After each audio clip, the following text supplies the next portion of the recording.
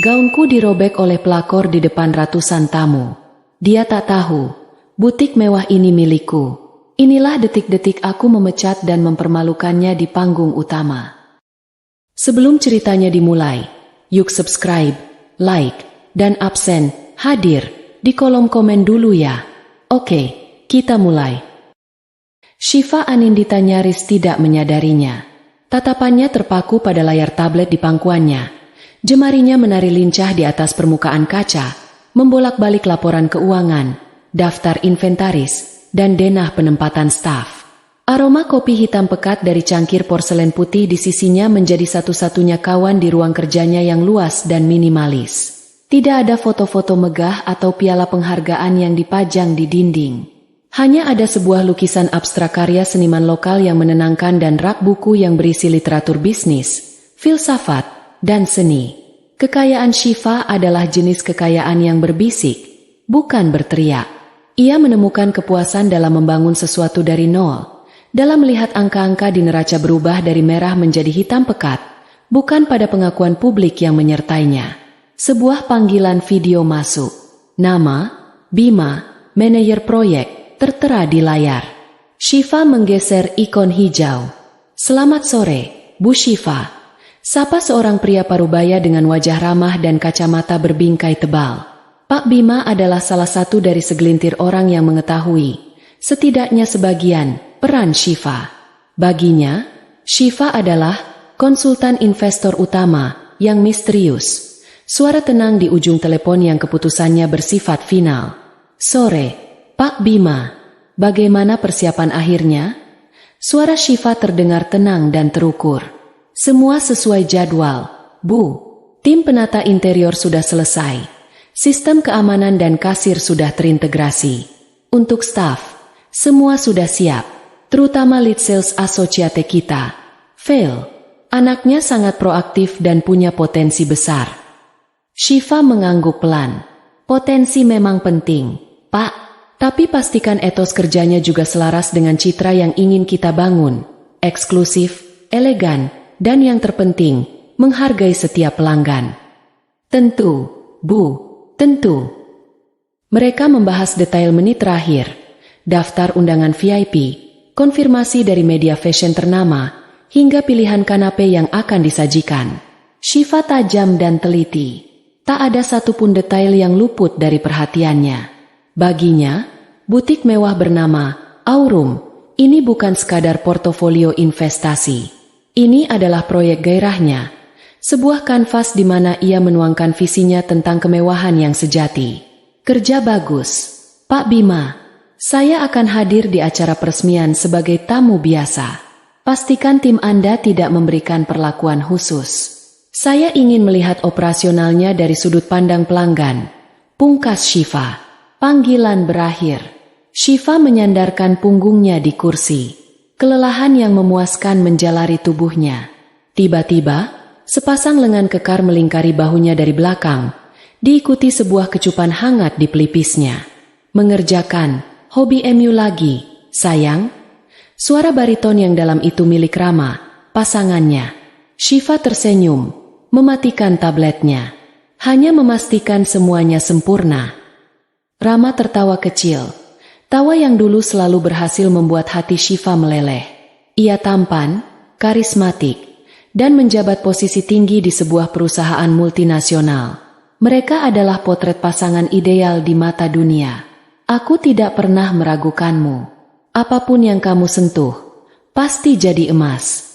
Tapi jangan terlalu lelah. Kamu harus menyimpan energimu untuk pesta peresmian butik baru itu. Syifa menoleh. Menatap wajah Rama. Kamu terlihat sangat antusias dengan butik itu. Tentu saja. Lokasinya premium. Konsepnya luar biasa. Aku bangga bisa mendampingi wanita secerdas kamu yang tahu cara menikmati hal-hal terbaik dalam hidup. Ujar Rama. Tangannya mengelus lembut rambut Syifa. Syifa hanya tersenyum tipis. Rama mengira hobinya adalah melukis atau yoga. Ia tidak tahu bahwa wanita yang dianggapnya hanya menikmati kemewahan itu sebenarnya adalah arsitek di balik panggung kemewahan yang akan mereka masuki beberapa hari lagi. Dan untuk saat ini, Shiva lebih suka membiarkannya seperti itu. 2 hari sebelum peresmian, Shiva memutuskan untuk melakukan apa yang selalu ia lakukan untuk setiap investasinya, inspeksi lapangan secara anonim. Ia menanggalkan citra elegannya. Tidak ada gaun desainer atau tas tangan berharga ratusan juta. Hari itu, ia hanya mengenakan blus katun berwarna krem, celana palazzo yang nyaman, dan sepasang sandal kulit datar. Rambutnya diikat ekor kuda sederhana, dan wajahnya hanya dipoles riasan tipis. Ia tampak seperti wanita karir mapan yang sedang menikmati waktu luang, bukan seorang miliarder pemilik tempat itu. Begitu melangkah masuk ke dalam aurum, indranya langsung disambut. Aroma lembut dari bunga lili dan kayu cendana yang menjadi wangi khas butik. Lantai marmer Italia yang dingin dan berkilau di bawah cahaya lampu gantung kristal yang megah. Pakaian-pakaian dari desainer ternama tertata apik di rak-rak berwarna emas mawar. Semuanya persis seperti yang ia bayangkan. Hatinya menghangat. Staf yang melihatnya masuk menyapa dengan ramah. Shiva membalas dengan senyuman dan mulai berkeliling, berpura-pura melihat-lihat. Matanya yang terlatih tidak hanya menilai produk, tetapi juga kinerja para staf. Dan di sanalah ia melihatnya untuk pertama kali secara langsung. Phil. Gadis itu persis seperti yang digambarkan Pak Bima. Proaktif. Ia sedang melayani seorang sosialita terkenal. Suaranya terdengar meyakinkan dan penuh pengetahuan tentang bahan dan potongan gaun yang sedang ia pamerkan. Phil bergerak dengan percaya diri. Senyumnya tak pernah lepas. Ia berhasil menjual sebuah gaun seharga mobil kota dalam waktu kurang dari 15 menit. Mengesankan. Namun, Shiva melihat sesuatu yang lain. Setelah sosialita itu pergi dengan kantong belanja besar, seorang gadis muda yang tampak sedikit ragu-ragu mendekati Phil. Pakaian gadis muda itu modis, namun jelas bukan dari merek papan atas. Ia bertanya tentang sebuah syal sutra di etalase. Seketika, aura Phil berubah. Senyumnya masih ada, tetapi tidak mencapai matanya. Ada nada superioritas yang tipis dalam suaranya saat ia menjawab. Oh, yang itu. Edisi terbatas. Ia bahkan tidak repot-repot mengeluarkannya dari etalase, seolah menilai gadis itu tidak akan sanggup membelinya. Merasa direndahkan, gadis muda itu bergumam terima kasih lalu bergegas pergi. Shiva mengernyitkan dahi. Perilaku seperti itu adalah racun bagi sebuah merek mewah yang seharusnya membuat semua orang merasa diterima. Ia berjalan mendekati rak tempat Phil berdiri, berpura-pura tertarik pada sebuah blazer. Ada yang bisa saya bantu, Bu? Tanya Phil. Kali ini, nadanya berada di antara pelayanan pada sosialita tadi dan penghinaan pada gadis muda itu. Sebuah nada penilaian. Ia sedang menimbang-nimbang nilai ekonomi Shiva dari penampilannya yang sederhana. Tidak, terima kasih. Saya hanya melihat-lihat, jawab Shiva lembut, terus mengamati cara Phil berinteraksi dengan staf lain. Ada aura ratu lebah padanya. Ia memimpin, tetapi juga mengintimidasi. Di matanya, Shiva melihat sebuah ambisi yang membara, jenis ambisi yang bisa menjadi aset atau liabilitas. Sebuah catatan mental dibuat. Phil, berbakat, tapi arogan, perlu dipantau. Malam itu, Rama pulang lebih larut dari biasanya. Aroma alkohol mahal dan parfum wanita yang asing, bukan aroma lili dan kayu cendana dari butiknya, melainkan sesuatu yang lebih menyengat, manis, dan murahan, tercium samar saat Rama memeluknya. Maaf, sayang, ada networking dinner mendadak dengan klien dari luar negeri, katanya, melepaskan dasinya.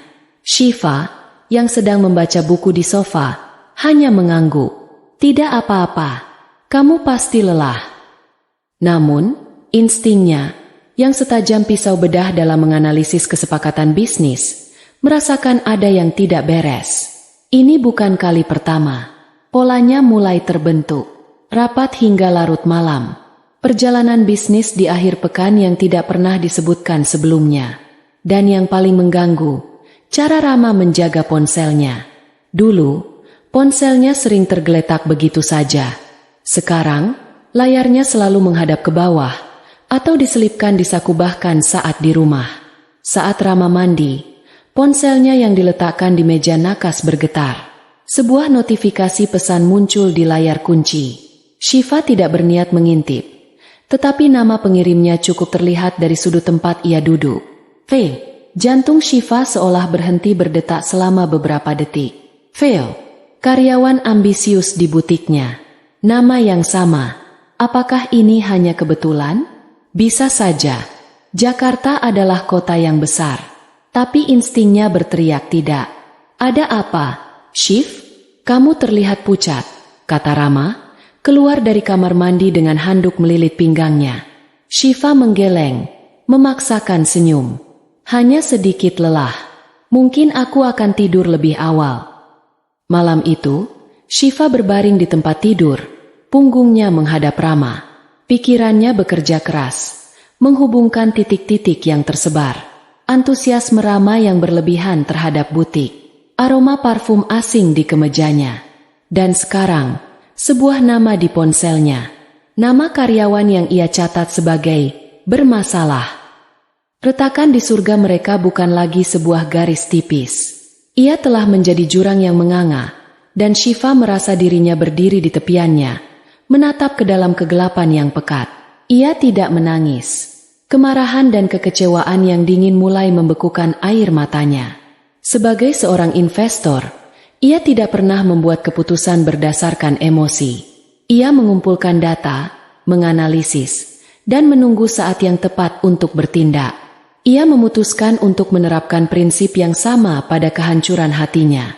1 hari sebelum peresmian, Shiva merasa perlu kembali ke Aurum. Bukan untuk inspeksi, tapi untuk mencari kepastian, meski ia tahu kepastian itu akan menyakitkan. Dengan alasan ingin memastikan gaun yang akan ia kenakan serasi dengan koleksi perhiasan di butik, ia datang lagi, kali ini dengan penampilan yang sedikit lebih formal. Ia meminta salah satu staf untuk menunjukkan koleksi perhiasan di ruang pribadi. Sambil berpura-pura menimbang antara kalung berlian dan anting safir, ia membiarkan telinganya bekerja. Ruang itu kedap suara, tetapi tidak sempurna. Pintu yang sedikit terbuka menjadi celah bagi suara-suara dari area staf di dekatnya. Dan di sanalah ia mendengarnya. Suara Fail, penuh percaya diri dan sedikit angkuh. Aku serius, San. Sebentar lagi semuanya akan berubah, kata Fail pada rekannya. Pasangannya itu benar-benar tidak selevel dengannya. Tipe wanita rumahan yang membosankan. Polos, mana mungkin bisa mengimbangi pria sekelas Rama. Nama itu, Rama, disebutkan dengan begitu gamblang, begitu intim. Dunia Shiva seakan berputar. Kalung berlian di tangannya terasa dingin dan berat, sama seperti hatinya. Dia bilang, setelah peresmian butik ini, dia akan membuat pengumuman besar. Lanjut Fail, suaranya diiringi tawa kecil yang terdengar seperti lonceng kematian bagi hubungan Shiva. Dia bilang, pesta itu akan menjadi awal dari kehidupan baru kami. Akhirnya aku akan mendapatkan semua yang pantas kudapatkan. Aku akan berdiri di sisinya, bukan lagi melayaninya dari balik meja kasir. Shiva meletakkan kalung itu kembali ke kotak beludrunya. Tangannya sedikit gemetar, tapi wajahnya tetap tenang. Sebuah topeng sempurna yang telah ia asah selama bertahun-tahun di ruang rapat yang penuh dengan hiu bisnis. Jadi, inilah rencananya. Rama, kekasihnya, berencana untuk mencampakkannya di pesta peresmian butik miliknya sendiri, untuk kemudian memamerkan selingkuhannya, yang juga karyawannya. Ironi itu begitu pahit, begitu kejam, hingga Shiva hampir tertawa. Proyek gairahnya, Aurum, yang ia bangun dengan keringat dan kecerdasannya, telah dipilih menjadi panggung untuk penghinaan terbesarnya. Rasa sakit yang tajam menusuk dadanya, tetapi dengan cepat digantikan oleh sesuatu yang lain. Sesuatu yang dingin, keras, dan berkilauan seperti baja. Itu adalah tekad. Mereka telah salah memilih panggung, dan mereka telah salah memilih pemeran utama wanita yang akan dipermalukan. Shiva pulang ke apartemen dalam keheningan. Pemandangan kota yang gemerlapan tampak kabur di matanya. Ia tidak lagi melihat keindahan, hanya kekosongan. Malam itu, Rama pulang dengan sebuah kotak gaun pipih yang besar dari desainer ternama. Wajahnya berseri-seri, seolah ia adalah pangeran yang membawa hadiah untuk putri. Untuk wanita paling cantik di pesta besok, katanya, menyerahkan kotak itu pada Shiva. Aku ingin semua mata tertuju padamu. Shiva membuka kotak itu. Di dalamnya, terbaring sebuah gaun off-shoulder berwarna perak yang menakjubkan. Kainnya berkilauan seperti cahaya bulan cair. Potongannya sederhana namun memancarkan kemewahan yang tak terbantahkan.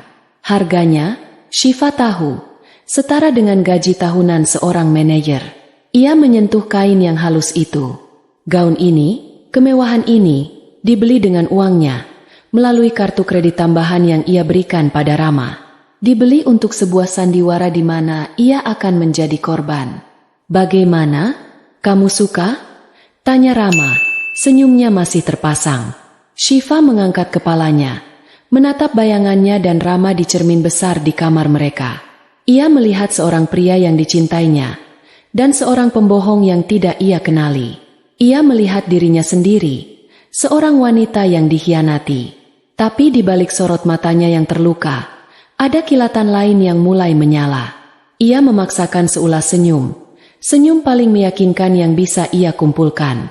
Ini indah sekali, Rama. Terima kasih. Ia memeluk Rama, menghirup aroma parfumnya yang familiar, yang kini bercampur dengan jejak samar aroma manis dan murah milik Veil. Dalam pelukan itu, sebuah rencana mulai terbentuk dalam benaknya. Rencana yang dingin, tepat, dan tanpa ampun.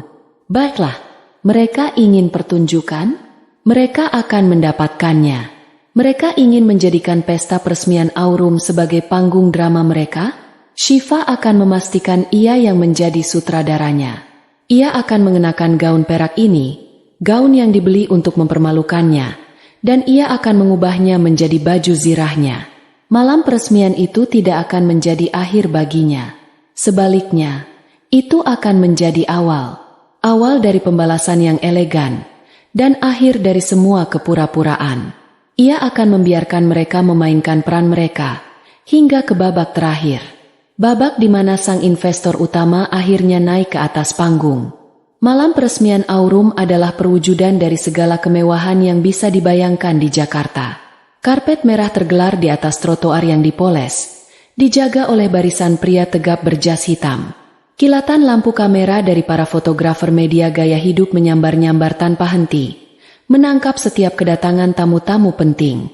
Suara denting gelas sampanye, tawa renyah, dan alunan musik jazz yang sensual menguar dari pintu kaca raksasa yang terbuka. Saat sedan mewah berwarna hitam metalik berhenti tepat di depan lobi, semua mata dan lensa kamera serentak menoleh. Pintu terbuka, dan Rama melangkah keluar, gagah dalam setelan tuxedo klasiknya. Ia mengulurkan tangan, dan Shiva menyambutnya, melangkah keluar dengan keanggunan seorang dewi. Gaun perak yang ia kenakan seolah ditenun dari cahaya bintang. Setiap gerakannya membuat gaun itu beriak dan berkilau, menangkap cahaya dari segala arah. Rambutnya disanggul modern yang rumit, memperlihatkan leher jenjangnya yang dihiasi kalung berlian tipis, bukan kalung dari butik, melainkan koleksi pribadinya. Malam itu, ia adalah visi kesempurnaan yang dingin dan rapuh. Di wajahnya terpasang senyum tipis yang sopan, sebuah mahakarya pengendalian diri. Tak seorang pun bisa menebak badai yang bergemuruh di dalam hatinya. Kau menakjubkan, Shiv, bisik Rama. Lengannya melingkari pinggang Shiva dengan posesif saat mereka berjalan di karpet merah. Semua orang melihatmu. Benarkah? Jawab Shiva. Suaranya lebih dingin dari yang ia maksudkan. Aku kira mereka melihatmu. Rama tertawa, mengira itu adalah pujian. Shiva tahu yang sebenarnya. Rama sedang menikmati perannya sebagai pria sukses yang mendampingi wanita cantik, tidak menyadari bahwa seluruh panggung ini, seluruh kemegahan ini, adalah milik wanita yang ia anggap sebagai aksesori. Memasuki butik, Shiva menarik napas dalam-dalam. Inilah kerajaannya. Bunga lili yang ia pilih sendiri. Tata cahaya yang ia setujui setelah puluhan kali revisi. Staf yang ia gaji. Semuanya terasa begitu personal. Namun kini terasa asing, tercemar oleh pengkhianatan yang akan segera dipentaskan di sini. Saat mereka berbaur, Shiva memperhatikan tatapan Rama. Matanya tidak pernah diam. Ia menyapa kolega bisnis dan tokoh masyarakat, tetapi matanya terus menyapu kerumunan. Ia tidak sedang mencari koneksi. Ia sedang mencari seseorang. Shiva tahu persis siapa yang ia cari. Dan ia tahu, cepat atau lambat, Rama akan menemukannya. Shiva sedang berbasa-basi dengan seorang desainer interior terkenal ketika ia merasakannya. Sensasi seperti ditusuk oleh tatapan tajam dari seberang ruangan. Ia perlahan menoleh dan matanya bertemu langsung dengan mata Veil. Veil berdiri di dekat bar, tidak sedang membawa nampan, melainkan hanya bersandar dengan segelas air di tangan, seolah ia adalah seorang pengawas. Seragamnya, sebuah gaun hitam pas badan yang dirancang khusus untuk staf, terlihat luar biasa padanya. Riasan wajahnya sempurna, dengan lipstik merah menyala yang menantang. Ia tidak terlihat seperti karyawan. Ia memancarkan aura pemilik pesta. Melihat Shiva menatapnya, Veil tidak menunduk atau berpaling. Sebaliknya, ia menegakkan tubuhnya. Matanya yang gelap menyipit, melakukan pemindaian cepat dari ujung rambut hingga ujung kaki Shiva. Itu bukan tatapan kekaguman. Itu adalah tatapan penilaian seorang predator yang meremehkan mangsanya. Ada kilatan kebencian, kecemburuan, dan yang paling jelas, superioritas yang congkak. Seolah-olah Veil sedang berkata, "Nikmati malam terakhirmu, Nyonya. Karena besok, semua yang kau miliki, termasuk pria di sampingmu, akan menjadi milikku." Ini adalah deklarasi perang tanpa suara. Shiva merasakan amarah dingin menjalari pembuluh darahnya, tetapi ia tidak membiarkannya terlihat di wajahnya. Ia menahan tatapan Veil selama beberapa detik yang terasa seperti 1 jam. Alih-alih menunjukkan kemarahan atau ketakutan, Shiva hanya memberikan sebuah anggukan kepala yang sangat tipis dan nyaris tak terlihat, sebelum dengan tenang kembali memusatkan perhatiannya pada sang desainer interior. Bagi Veil, ketenangan itu adalah tanda kelemahan, tanda kepasrahan. Ia tersenyum miring, merasa semakin di atas angin. Ia tidak tahu bahwa anggukan itu bukanlah tanda menyerah. Itu adalah konfirmasi. Pesanmu kuterima, tantanganmu kuterima. Pertempuran sesungguhnya akan segera dimulai. Setengah jam kemudian, Rama mencondongkan tubuh ke arah Shiva. "Aku ambilkan minum lagi, ya? Kamu mau sampanye?" tanyanya, sebuah alasan yang terlalu jelas. "Tentu," jawab Shiva. Suaranya tetap datar. Ia memperhatikan Rama berjalan, bukan ke arah bar utama yang ramai, melainkan ke stasiun minuman yang lebih kecil di dekat koridor menuju area staf. Jantung Shiva berdebar kencang, bukan karena cemburu, tetapi karena antisipasi. Inilah saatnya. Dengan gerakan yang anggun dan tak menarik perhatian, Shiva bergeser posisi, berlindung di balik sebuah pilar marmer besar yang dihiasi rangkaian anggrek bulan. Dari sana, ia memiliki pandangan yang jelas ke arah koridor itu. Benar saja, Veil muncul dari koridor, seolah secara kebetulan. Mereka bertemu. Tidak ada pelukan atau ciuman yang vulgar. Apa yang terjadi jauh lebih halus, dan karena itu, jauh lebih menyakitkan. Rama menyerahkan segelas sampanye pada Veil, bukan pada Shiva. Tangan mereka bersentuhan lebih lama dari yang seharusnya. Rama kemudian mencondongkan tubuhnya, membisikkan sesuatu yang membuat Veil tertawa kecil. Tawa yang intim dan penuh kemenangan. Tangan Veil terangkat, bukan untuk menyingkir, melainkan untuk merapikan dasi kupu-kupu Rama dengan gerakan yang sangat posesif. Itu adalah gerakan seorang istri, bukan seorang karyawan. Lalu, tatapan mereka bertemu. Di tengah keramaian dan kemewahan pesta, mereka menciptakan dunia kecil mereka sendiri yang eksklusif, penuh dengan janji dan rahasia. Tatapan itu adalah bukti final yang tak terbantahkan. Sebuah segel pengkhianatan. Bagi Shiva, waktu seolah berhenti. Suara musik, tawa, dan denting gelas memudar menjadi dengungan kosong. Yang ada hanyalah pemandangan di depannya. Pria yang telah berbagi hidup dengannya selama 5 tahun, dan wanita yang ia gaji, bersatu dalam konspirasi untuk menghancurkannya di atas panggung yang ia bangun sendiri. Rasa sakitnya begitu tajam hingga ia nyaris tidak bisa bernapas. Tetapi kemudian, sesuatu yang lain mengambil alih. Seluruh emosi, sakit hati, kecewa, amarah, seolah terkristalisasi menjadi satu titik fokus yang dingin dan tajam.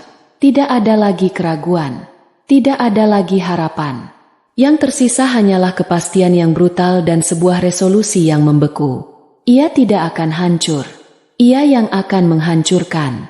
Rama kembali ke sisi Shiva, menyodorkan segelas sampanye dengan senyum palsu. Maaf lama, tadi antre. Shiva menerima gelas itu tanpa berkata apa-apa. Ia bisa melihat Veil dari sudut matanya. Kini bergerak menjauh dari koridor, berjalan dengan langkah penuh percaya diri. Veil merasa tak terkalahkan. Didorong oleh janji Rama dan keyakinan bahwa Shiva adalah wanita lemah yang pasrah, ia memutuskan bahwa inilah saatnya untuk mendaratkan pukulan telak. Ia mengambil segelas anggur merah dari nampan seorang pelayan yang lewat dan berjalan lurus ke arah Shiva. Langkahnya disengaja.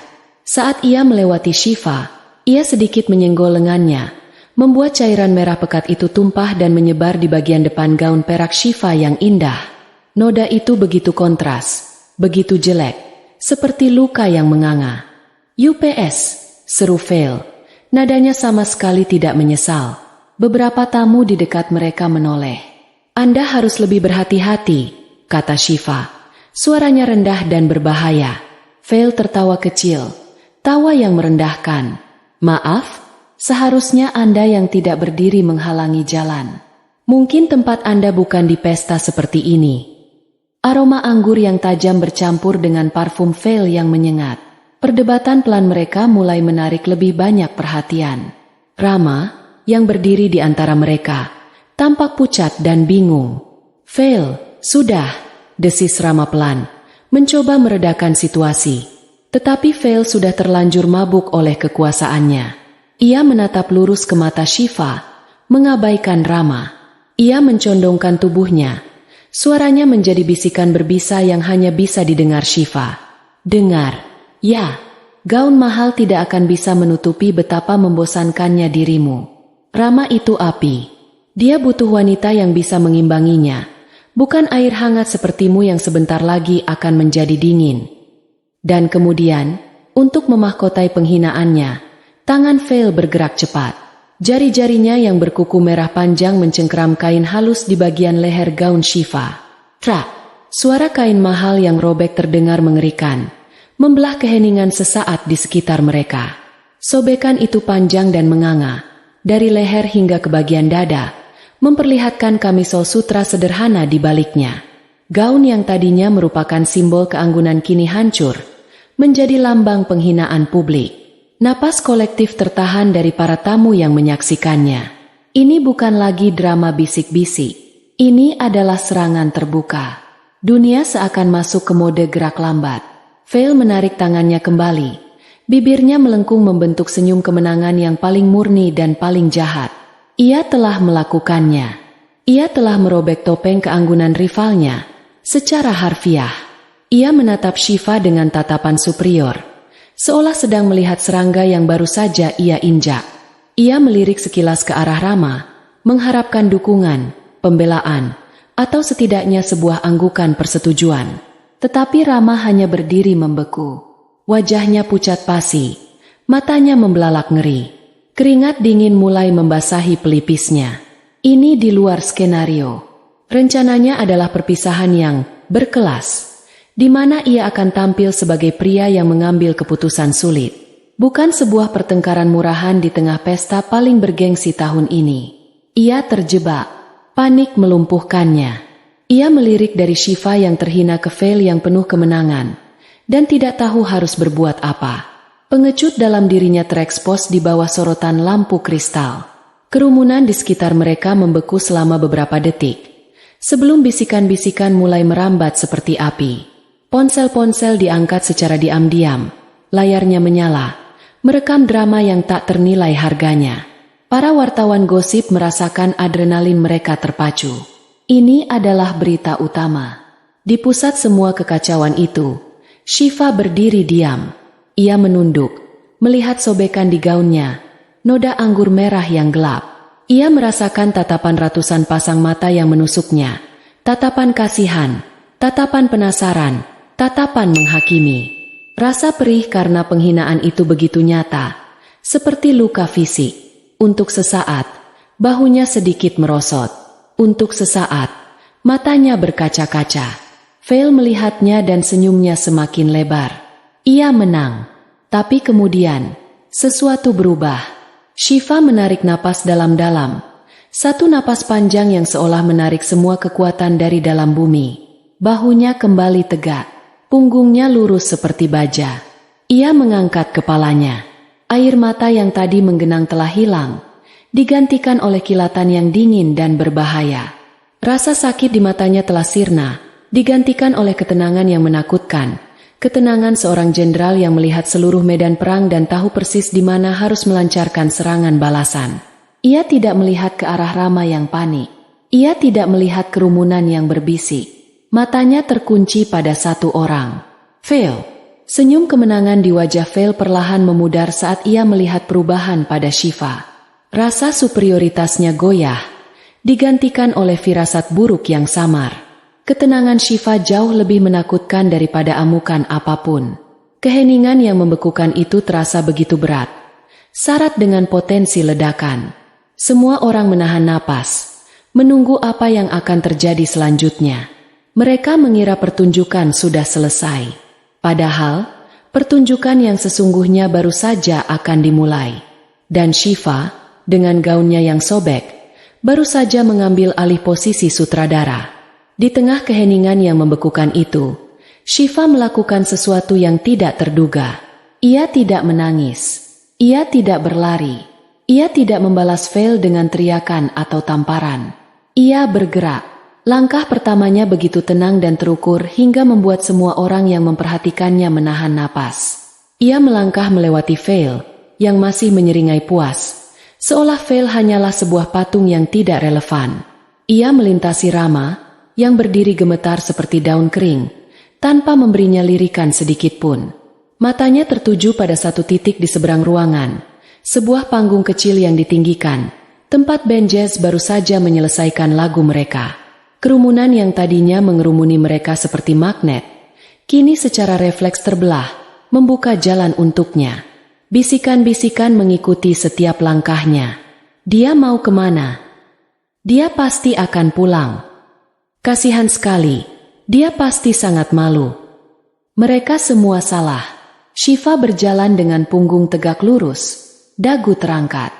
Gaun peraknya yang sobek dan ternoda anggur merah kini bukan lagi tanda kehinaan. Saat ia bergerak, sobekan kain itu berkibar sedikit, seperti bendera yang compang-camping setelah memenangkan pertempuran sengit. Ia tidak menyembunyikannya. Ia memakainya.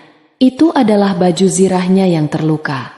Ia menaiki dua anak tangga menuju panggung dengan keanggunan yang sama, seperti saat ia melangkah keluar dari mobilnya tadi. Para personel band yang sedang beristirahat menatapnya dengan bingung. Tanpa memedulikan mereka, Shiva berjalan lurus ke arah podium kecil di tengah panggung.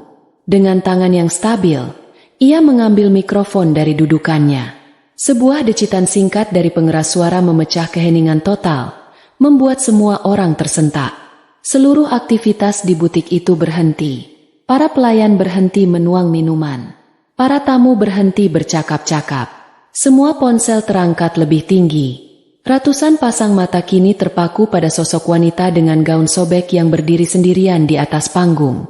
Shiva mengetuk mikrofon itu sekali. Suara ketukan itu menggema di seluruh ruangan yang senyap. Tes. Selamat malam semuanya. Suaranya terdengar jernih, tenang, dan kuat melalui pengeras suara. Tidak ada getaran tangis. Tidak ada nada histeris. Hanya ada otoritas yang dingin dan tak terbantahkan.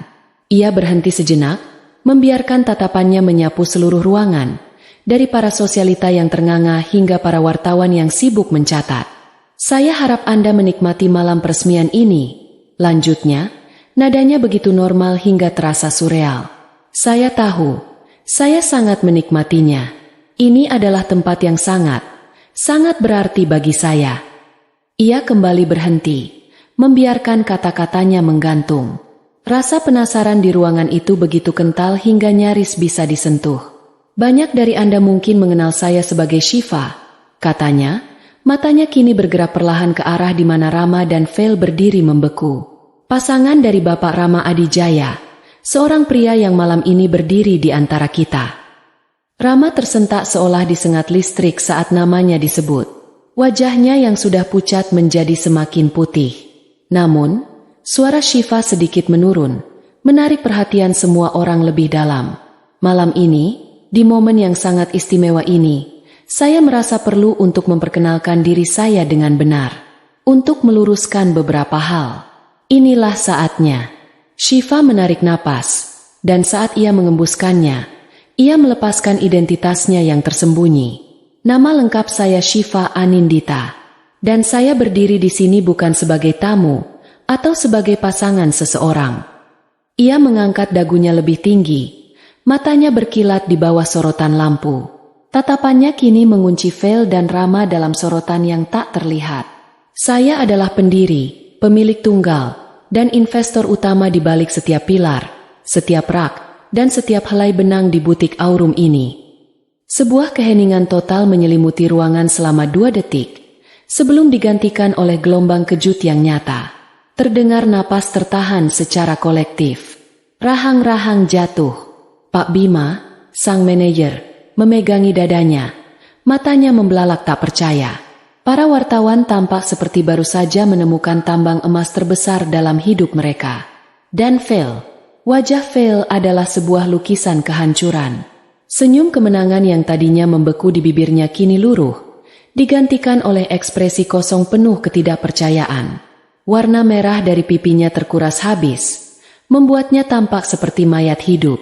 Wanita yang baru saja ia serang, yang ia sebut polos dan membosankan, ternyata adalah Dewi Agung yang memegang nasibnya di tangan. Realitas itu menghantamnya seperti kereta barang, meremukkan seluruh dunia kecilnya yang penuh keangkuhan. Syifa tidak memberikan waktu bagi siapapun untuk pulih dari keterkejutan itu. Ia langsung melanjutkan. Suaranya kini setajam dan sedingin es. Sebagai pemilik merek ini, ada satu hal yang saya junjung lebih tinggi dari apapun, integritas. Aurum dibangun di atas fondasi keanggunan, rasa hormat, dan profesionalisme. Kami menjual produk mewah, tetapi kami memberikan pengalaman yang tak ternilai. Tatapan matanya yang tadi menyapu ruangan, kini kembali dan menancap lurus pada Veil. Hanya pada Veil. Seluruh energi di ruangan itu seolah terfokus pada seberkas garis tak terlihat antara wanita di atas panggung dan wanita yang kini gemetar di bawah. Malam ini, kata Syifa, setiap katanya diucapkan dengan penekanan yang mematikan. Fondasi itu telah coba dihancurkan. Standar itu telah dilanggar dengan cara yang paling memalukan. Ia menggerakkan tangannya, menunjuk dengan anggun ke gaunnya yang sobek. Seorang karyawan, yang seharusnya menjadi duta dari keanggunan Aurum, malah memilih untuk melakukan penyerangan fisik di depan umum. Ia dengan sengaja menghina seorang tamu dan merusak properti. Properti yang, ironisnya, ia digaji untuk menjualnya. Ia telah mencoreng citra merek ini pada malam terpenting dalam sejarahnya. Syifa berhenti, membiarkan tuduhannya meresap ke dalam benak setiap orang di ruangan itu.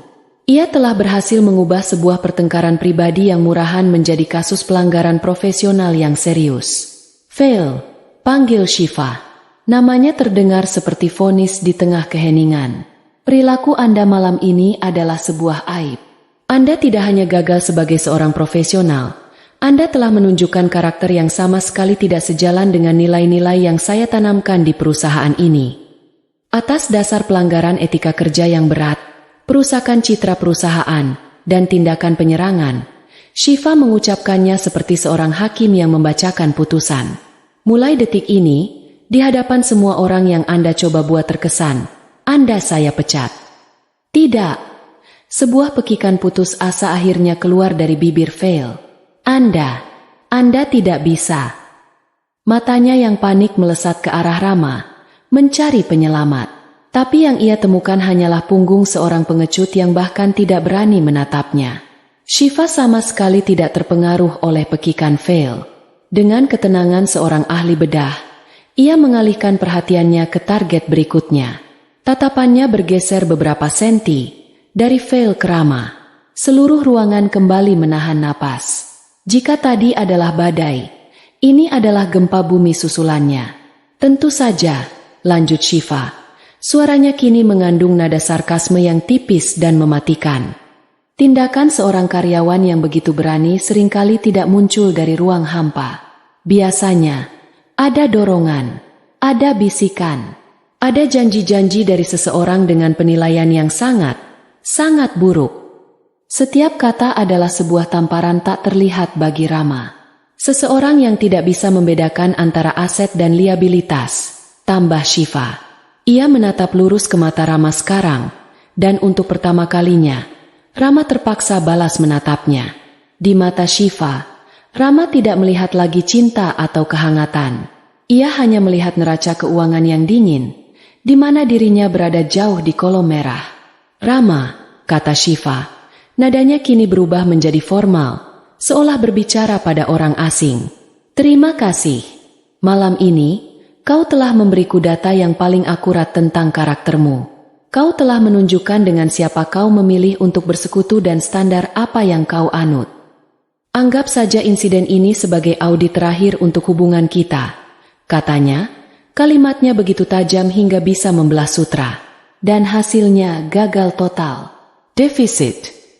Ia tidak berteriak selingkuh. Ia tidak menangis karena dikhianati. Ia memecatnya. Ia memecatnya dari hidupnya seolah-olah Rama adalah investasi bodong.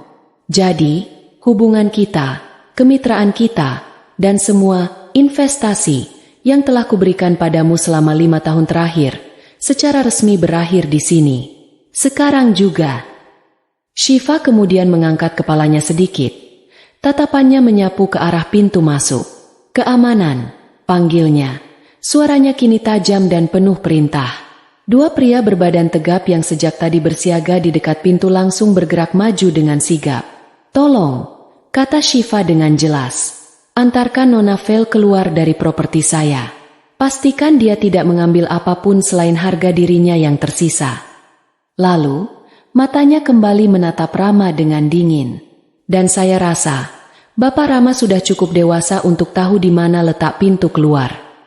Pemandangan berikutnya adalah sesuatu yang akan dibicarakan di kalangan elit Jakarta selama bertahun-tahun. Dua petugas keamanan mendekati Vel yang kini menangis histeris, meracau tidak jelas. Mereka memegang lengannya dengan sopan namun tegas dan mulai membawanya pergi. Perlawanannya sia-sia. Rama, dengan wajah sepucat kertas dan martabat yang telah hancur berkeping-keping, tidak menunggu untuk diusir. Dengan langkah kaku seperti robot, ia berbalik dan berjalan cepat mengikuti Vel, kepalanya menunduk dalam, menghindari ratusan tatapan yang menghakiminya. Pria yang datang sebagai raja pesta, kini pergi sebagai pecundang yang terusir. Setelah mereka menghilang dari pandangan, Syifa ditinggal sendirian di atas panggung. Keheningan kembali menyelimuti. Di bawah sorotan lampu, dengan gaunnya yang tercabik, untuk sesaat ia tampak sendirian dan rapuh. Tetapi kemudian, ia menggenggam podium itu dengan kedua tangannya. Ia menarik napas lagi, dan ketika berbicara, suaranya kini lebih hangat, seolah badai telah berlalu dan matahari mulai terbit. Mohon maaf atas hiburan yang tidak ada dalam jadwal, ucapnya. Secercah humor kering dalam suaranya memecah ketegangan, dan beberapa tamu tertawa kecil karena lega. Malam ini seharusnya menjadi perayaan. Perayaan keindahan, gairah, dan kerja keras. Dan saya menolak untuk membiarkan satu insiden buruk merusak esensi dari semua itu. Ia berbicara tentang visinya untuk Aurum. Bukan hanya sebagai toko, tetapi sebagai sebuah sanktuari. Tempat di mana wanita bisa menemukan kekuatan dan merayakan diri mereka sendiri. Kemewahan sejati bukanlah harga yang tertera di label. Katanya, suaranya kini bergetar karena gairah, bukan karena tangis. Kemewahan sejati adalah integritas, adalah kekuatan karakter, adalah rasa hormat pada diri sendiri dan orang lain. Dan seperti yang baru saja Anda semua saksikan, itu adalah sesuatu yang akan saya lindungi dengan cara apapun. Gaunnya yang sobek kini memiliki makna baru. Itu bukan lagi simbol penghinaan. Itu adalah bukti dari pernyataannya. Aurum bukanlah sekadar nama. Pungkasnya, Suaranya menggema dengan kekuatan baru. Aurum adalah sebuah janji. Dan malam ini, saya berjanji pada Anda semua, merek ini akan selalu berdiri di atas fondasi kekuatan, kejujuran, dan keanggunan yang tidak akan pernah bisa dirobek. Selamat datang di Aurum. Keheningan pecah.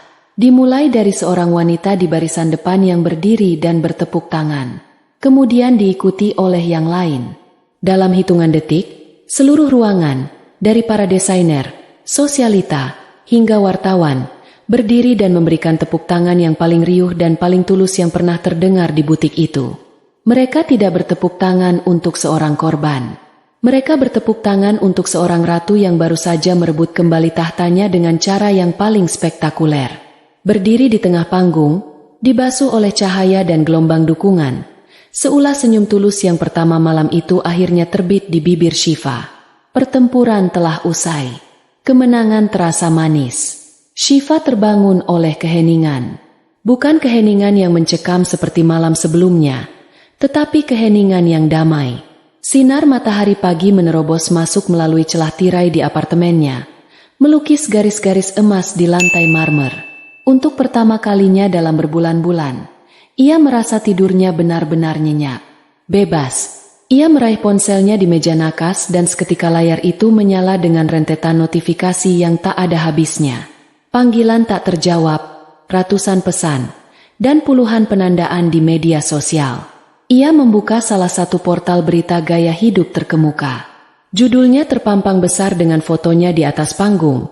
Gaunnya yang sobek terlihat jelas. Malam penuh drama di peresmian Aurum. Investor utama Shiva Anindita pecaket selingkuhan pasangannya di atas panggung. Shiva tersenyum tipis. Ia membuka portal berita bisnis. Nadanya berbeda, tetapi esensinya sama.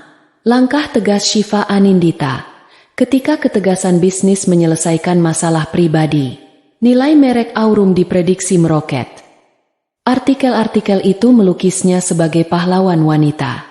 Mereka tidak fokus pada penghinaan yang ia terima, tetapi pada kekuatan yang ia tunjukkan.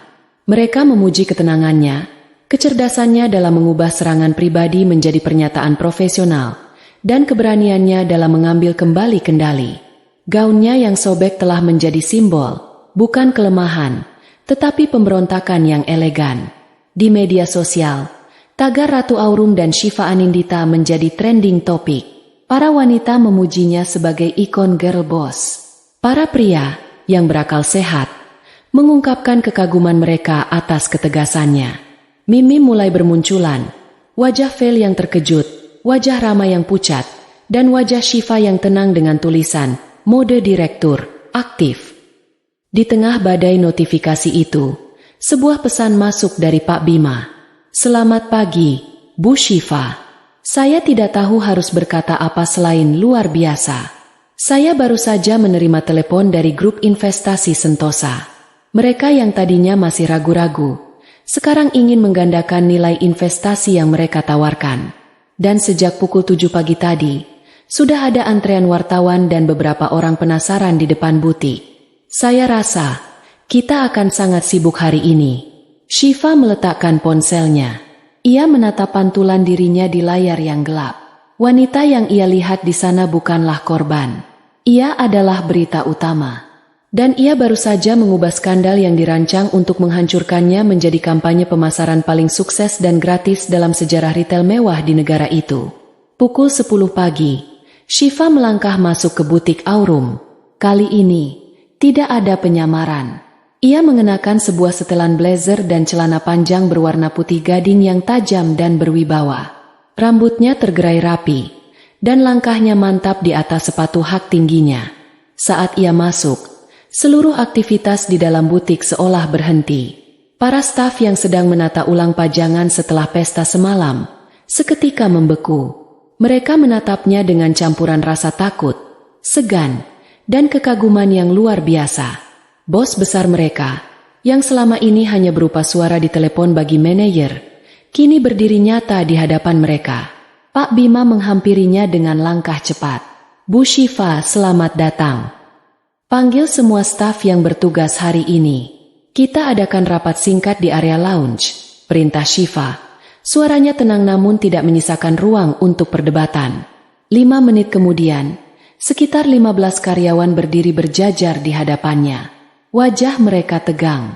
Mereka tidak tahu apakah akan ada pemecatan massal atau omelan panjang. Shiva menatap mereka satu persatu. "Selamat pagi," sapanya. "Saya tahu, tadi malam adalah malam yang sangat panjang dan penuh drama bagi kita semua." Ia berhenti sejenak, membiarkan mereka mencerna kata-katanya. Drama itu sudah berakhir. Mulai hari ini, kita memulai lembaran yang baru. Sebuah lembaran yang bersih. "Saya ingin kalian semua tahu," lanjutnya, "Aurum dibangun di atas mimpi tentang keindahan dan kekuatan. Saya tidak mentolerir pengkhianatan dan perilaku tidak profesional yang merusak mimpi itu. Apa yang terjadi pada Nona Vale adalah konsekuensi dari tindakannya sendiri, bukan cerminan dari kalian semua." Beberapa bahu yang tegang tampak sedikit lebih rileks.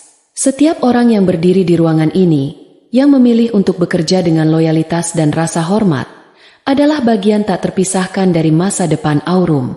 Saya tidak mencari karyawan yang hanya mengikuti perintah. Saya mencari mitra yang bersemangat. Saya ingin kalian bangga saat berjalan masuk ke butik ini setiap pagi. Saya ingin kalian merasa memiliki tempat ini, kata Shiva. Suaranya kini lebih hangat. Tugas kita sekarang adalah membuktikan pada dunia bahwa Aurum lebih dari sekadar berita utama semalam. Kita adalah standar kemewahan dan pelayanan yang baru. Mari kita bekerja.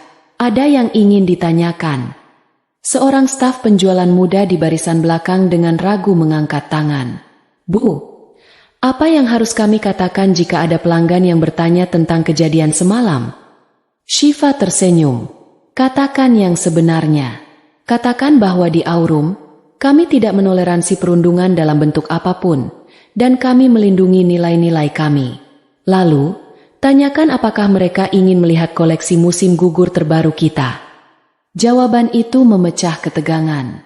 Terdengar tawa kecil yang lega. Rasa takut di ruangan itu menguap, digantikan oleh gelombang energi baru, sebuah rasa hormat yang mendalam, dan loyalitas yang baru saja ditempa dalam api. Mereka bukan lagi sekadar karyawan. Mereka adalah tim dari Sang Ratu Aurum. Dalam beberapa minggu berikutnya, Shiva mendengar kabar tentang Vale dan Rama dari berbagai sumber, seperti gema dari masa lalu yang semakin memudar.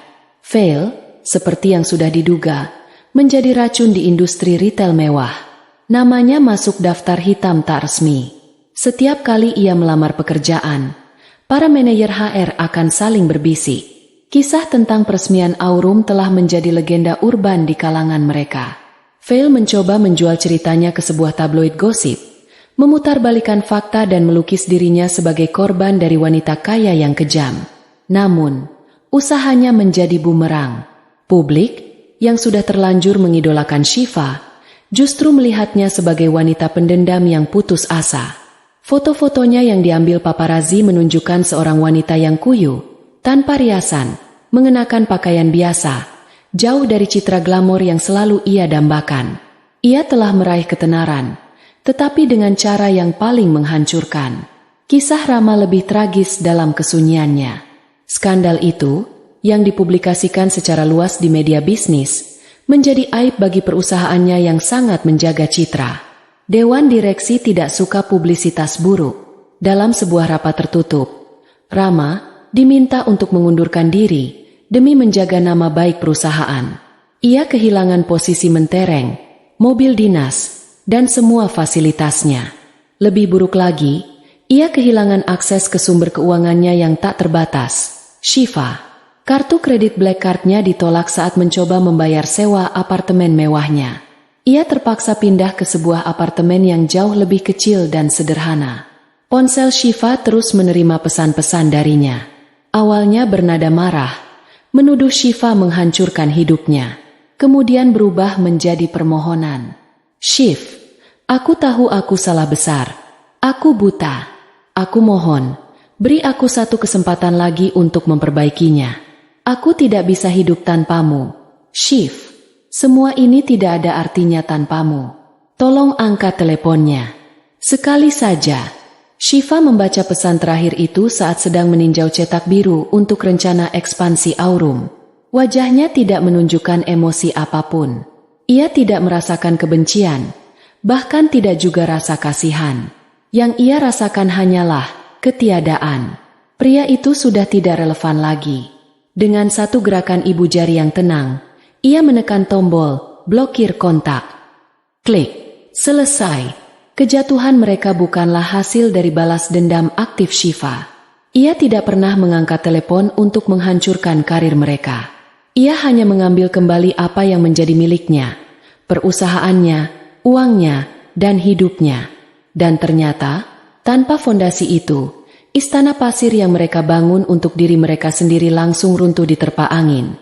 Suatu Sabtu sore yang tenang, Syifa sedang merapikan beberapa barang lama di ruang kerjanya. Di salah satu laci, ia menemukan sebuah bingkai foto digital yang sudah lama tidak dinyalakan. Didorong oleh rasa penasaran, ia menyambungkannya ke listrik. Layar itu menyala, menampilkan serangkaian foto dari 5 tahun terakhir. Foto-foto liburan mereka di Eropa. Foto saat mereka tertawa di sebuah kafe. Foto candi drama yang sedang menatapnya dengan tatapan yang dulu ia kira adalah cinta sejati. Ia duduk di sana, menatap foto-foto itu bergulir. Tidak ada air mata, tidak ada amarah. Yang ada hanyalah sebuah kesedihan yang tenang, seperti kabut tipis. Ia tidak merindukan pria di dalam foto itu. Pria itu ternyata tidak pernah benar-benar ada.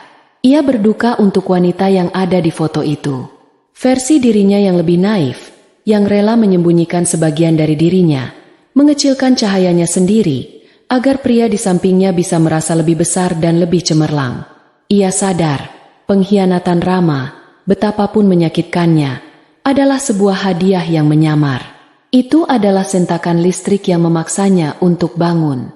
Itu adalah api yang membakar habis kepura-puraan dan memaksanya untuk berdiri di atas kekuatannya sendiri, secara utuh dan tanpa permintaan maaf. Tanpa insiden itu, mungkin ia akan terus hidup dalam kebohongan yang nyaman, tidak pernah benar-benar menjadi Syifa Anindita yang seharusnya. Setelah foto terakhir ditampilkan, Syifa mencabut kabel bingkai itu. Ia tidak menghancurkannya. Ia hanya membungkusnya dengan kain lembut dan memasukkannya ke dalam sebuah kotak kardus bersama barang-barang lain yang sudah tidak ia perlukan. Ia menulisi kotak itu dengan spidol hitam. Masa lalu. Ia mengangkat kotak itu dan membawanya ke gudang. Saat pintu gudang tertutup, ia merasa sebuah beban yang tidak ia sadari telah ia pikul selama ini, akhirnya terangkat dari pundaknya. Ia telah mengakui lukanya, mengambil pelajarannya, dan sekarang, ia benar-benar siap untuk menutup bab itu selamanya. 6 bulan kemudian, Syifa berdiri di depan jendela kaca raksasa di sebuah kantor baru yang megah di puncak gedung pencakar langit. Di bawahnya, Jakarta terbentang seperti permadani cahaya yang berkilauan. Ini adalah kantor pusat dari Anindita Group, perusahaan induk yang kini ia bangun secara terbuka.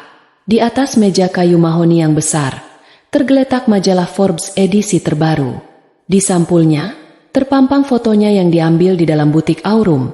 Ia tersenyum percaya diri, mengenakan setelan berwarna merah menyala. Judulnya berbunyi, Syifa Anindita, Ratu Retail yang membangun kerajaan di atas integritas. Aurum telah menjadi sukses fenomenal. Cabang kedua di Bali baru saja diresmikan dan langsung menjadi buah bibir. Merek itu kini identik dengan kekuatan dan pemberdayaan wanita. Para wanita tidak hanya datang untuk membeli gaun.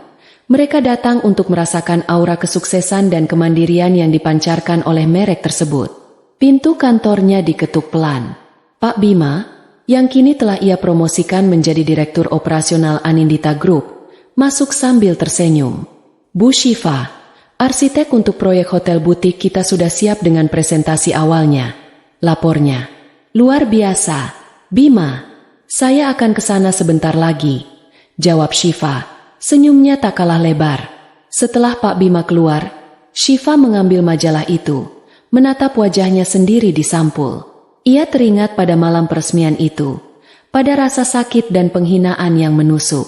Dulu, ia pikir dunianya akan runtuh. Ternyata, dunianya yang lama memang runtuh. Agar ia bisa membangun dunia yang baru, yang jauh lebih besar dan lebih kokoh, di atas tanahnya sendiri. Ponselnya bergetar. Sebuah notifikasi dari aplikasi kencan premium yang baru ia coba atas desakan teman-temannya. Seorang pria, seorang arsitek ternama, mengajaknya minum kopi. Shiva tersenyum tipis, tidak menolak, tetapi juga tidak langsung menerima. Ia akan memikirkannya nanti. Untuk saat ini, masa depannya adalah kanvas yang luas dan cemerlang. Ia tidak lagi mencari seseorang untuk melengkapi dirinya. Ia utuh. Ia adalah investor, arsitek, dan pemilik mahakarya terbesarnya, hidupnya sendiri. Dan ia siap untuk melukisnya dengan warna-warna yang paling berani dan paling indah. Dan begitulah Shiva menutup babak lama dan memulai hidup barunya yang cemerlang. Pertanyaanku untuk kalian, jika kamu adalah Shiva, apakah kamu akan berhenti setelah memecat mereka? Atau apakah kamu akan melakukan satu langkah ekstra untuk memastikan mereka benar-benar tidak bisa bangkit lagi? Tulis pendapat jujurmu di bawah. Aku penasaran banget.